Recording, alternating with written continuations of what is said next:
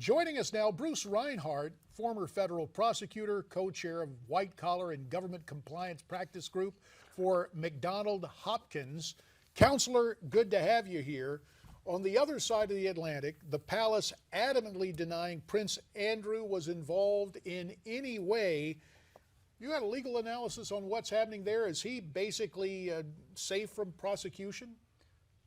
Whether he's safe from, yes, I think he's safe from prosecution for a lot of reasons. One, it's unlikely that the U.S. government would go after a member of the royal family, whether he has diplomatic immunity or not. I think that's unlikely. And the accusations in this case are very old, and while the statute of limitations may not have run, I think it's unlikely that they would pursue something after all this time. Bruce, we know Alan Dershowitz has called for his accusers to be disbarred. Do you think that this is possible?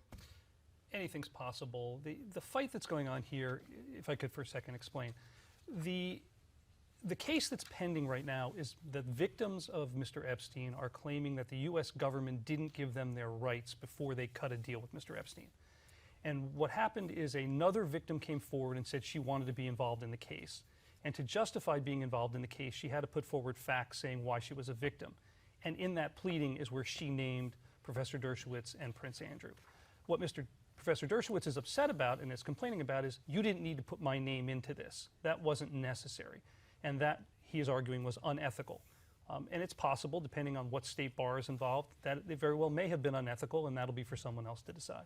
And to continue with that narrative, two lawyers representing one of the women in the Epstein case are now suing Dershowitz for defamation. What does this civil lawsuit, what is the impact of this both for the Harvard law professor and for this woman? Well, I think the woman is pretty much out of it at this point as far as the defamation and the back and forth between Professor Dershowitz and the lawyers in the case. What Professor Dershowitz said this morning was he's happy that they filed this lawsuit because now he can get them under oath in depositions, and those sorts of things can be aired out in a public courtroom. Part of what's also going on here is because the accusations against Professor Dershowitz were made in a legal pleading, there's a certain level of immunity. And that's why he said, I'm happy they've sued me in a different forum because now I can get my pound of flesh if I'm entitled to one.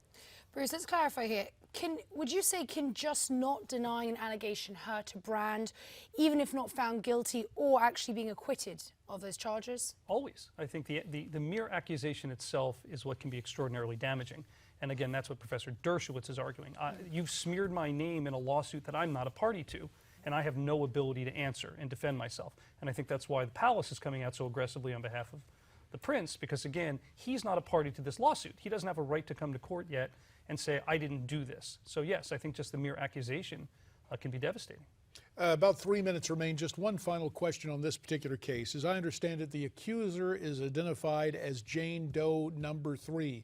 Will she keep her anonymity as this case continues, or on the civil side might we find out her identity, or is it even central to this case? I don't know how central it is to the case. I believe I have seen her name used in other media reports, not through the court pleadings. I don't believe her name will be used in the court pleadings as a matter of practice, but I believe I've seen elsewhere that the name has been released. Speaking of names, a big name convicted, now going to prison, former Virginia Governor Bob McDonnell, his sentencing yesterday. Let's take a listen to what former Governor McDonnell had to say. I'm a fallen human being. I've made mistakes in my life. I always try to put the best interests of the people first as governor, but I have failed at times, and some of the judgments that I have made during the course of my governorship have hurt myself, my family, and my beloved people of Virginia, and for that I am deeply, deeply sorry. So Bob McDonnell gets 2 years in prison. Your assessment of that sentence? He's a lucky man.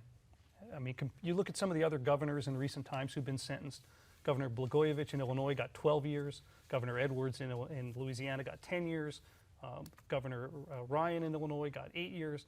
2 years for this sort of a crime and for what he was convicted by the jury is a very lenient sentence. He's a very lucky guy. About a minute remains. Let me just let me ask you this. There have been some cases I've heard about where people have copped pleas to offenses they didn't even commit, or they've copped pleas for things that may not necessarily be criminal. Was this case outlined clearly? Obviously, a jury believed it. In your mind, did Governor McDonnell and his wife violate statutes in the Commonwealth of Virginia? Well, yes, they were charged with federal crimes for conduct that they committed while in office in Virginia. And from what I know and from what the jury was instructed and the evidence that was heard, yes, the federal crime was committed here. I know you're referring to some cases that occurred in the past and then the law changed and it said that the scope of some of the federal statutes were too broad. This case was tried after those decisions, and I believe it was firmly within the law. 1 minute remains, and let me stress this is not a Virginia case I'm talking about now, but I have heard, in terms of federal corruption cases, congressional aides being confronted by FBI agents and admitting to things that, again, technically were not criminal. I guess your advice would be get a good lawyer. Always. But does a confession supersede whether something's on the books or not? No, as in any guilty plea in federal court, the judge inquires of the person pleading guilty to admit, tell me what you did, and then the judge has to make a finding that what the person is admitting to violates the federal statute. Fair enough.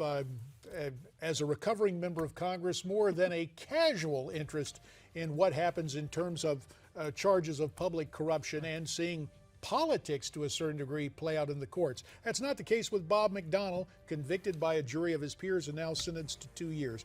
We very much appreciate your time, Bruce Reinhart, and America's Forum will continue following this Newsmax Now update.